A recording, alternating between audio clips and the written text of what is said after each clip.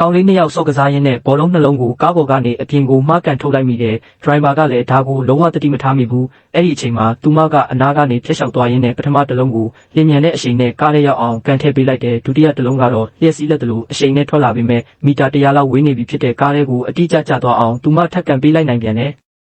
ဒါကိုဘောလုံးနီးပြတယောက်ကမြင်သွားပြီးသူ့အတင်းထဲဝင်ဖို့သူမကိုချက်ချင်းလာဖိတ်တော့တာပဲလက်ထောက်နီးပြဖြစ်နေလာစာကိုစိတ်ကြိုက်တောင်းလို့ရတယ်လို့သူကပြောတယ်သူမကညင်းမလို့ပဲဒါပေမဲ့တစ်ချိန်ကသူမကိုထုတ်ပစ်ခဲ့တဲ့အတင်းဟောင်းကအခုပဲချန်ပီယံဆုရသွားတာကိုတွေးလိုက်ရတဲ့အခါသူမရဲ့ပြိုင်ဆိုင်လိုစိတ်တွေပြန်လို့ကျလာခဲ့တယ်ဒါနဲ့ပဲပတ်စံတစ်ပြားမှမတောင်းပဲစာချုပ်မှာလက်မှတ်ထိုးလိုက်မိတယ်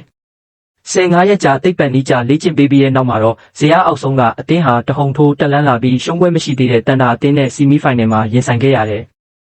ဒုတိယပိုင်းမှာသူမတို့အသင်းကစွမ်းဆောင်ရည်အစစ်မှန်ကိုထုတ်ပြနိုင်ခဲ့ပြီးဂိုးတွေဆက်တိုက်သွင်းခဲ့တဲ့ဒါကူတန်တာအသင်းကောင်းဆောင်ကမနာလိုဖြစ်ပြီးညစ်ပတ်တဲ့နီလန်းတွေတုံးလာတော့တာပဲဂိုးရလက်တွေကတ်လာတဲ့အခါပြိုင်ဘက်ကတိတိတတ်တာလူကျုံပေါ်လောက်တာတော့ဒိုင်လူကြီးကမျက်ကွယ်ပြုထားပြီးအမှန်တရားအတွက်ပြောဆိုတဲ့သူမတို့နီးပြကိုတော့အဝါကတ်ပြလိုက်သေးတယ်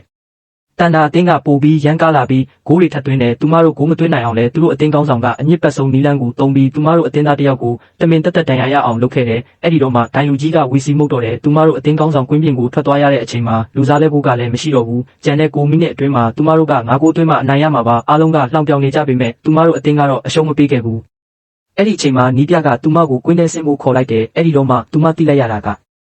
သူမလက်မှတ်ထိုးထားတဲ့စာချုပ်ကလက်ထောက်နီးပြစာချုပ်မဟုတ်ပဲကစားသမားစာချုပ်ဖြစ်နေပြီးသူမကလူစားလဲကစားသမားဖြစ်စည်ရင်းဝင်နေတာပါသူမအရန်ဒေါသထွက်ပြီးထွက်သွားဖို့လုပ်ပေမဲ့နီးပြကသူမကိုတားခဲ့တယ်သူဟာတဘွားလုံးကိုဘောလုံးအတွက်ပေးဆက်ခဲ့ပြီးချန်ပီယံအိမ်မက်ကိုမက်နေသူဖြစ်ကြောင်းပြောပြခဲ့တယ်အဲ့ဒီခါလွန်ခဲ့တဲ့နှစ်ကသူမအသင်းကောင်းဆောင်ဖြစ်ခဲ့စဉ်တုန်းကအဖြစ်အပျက်ကိုပြန်တရိယာမိသွားတဲ့အဲ့ဒီတုန်းကဘိုးလူပွဲကစားဖို့အစဉ်သင့်ဖြစ်နေချိန်မှာကိုဝင်ရှိနေမှန်းသိလိုက်ရတာပါမိသားစုနဲ့နီးပြရဲ့ရီမန်းချက်ကြားမှာသူမပြများခဲ့ရပြီးနောက်ဆုံးမှာတော့ဘိုးလူပွဲကနေလှုပ်ထွက်ခဲ့ရတဲ့ပရိသတ်တွေကလည်းသူမအပေါ်အမြင်ဆောင်သွားကြလို့ဘောလုံးလောကကနေအပြီးအပိုင်အနားယူဖို့ဆုံးဖြတ်ခဲ့တာပေါ့ဒါပေမဲ့နှစ်အကြာမှာတော့သူမယောက်ျားကဖောက်ပြန်ခဲ့ပြီးကလေးလည်းဆုံးရှုံးခဲ့ရတယ်တစ်ဖက်မှာလည်းသူမအစကနေပြိုးထောင်ခဲ့တဲ့အသင်းကထိတ်ဆုံးကိုရောက်သွားခဲ့ပြန်တယ်